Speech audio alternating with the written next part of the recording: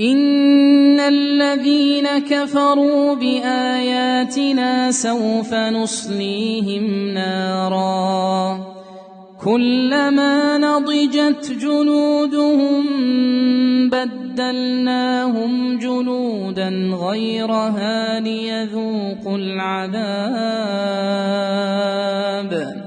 إن الله كان عزيزا حكيما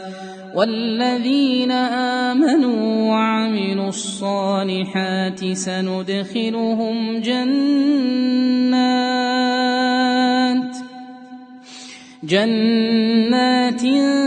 تجري من تحتها الأنهار خالدين فيها أبدا لهم فيها أزواج مطهرة وندخلهم ظلا ظليلا إن الله يأمركم أن تؤدوا الأمانات إلى أهلها وإذا حكمتم بين الناس أن تحكموا بالعدل إن الله نعما يعظكم به إن الله كان سميعا بصيرا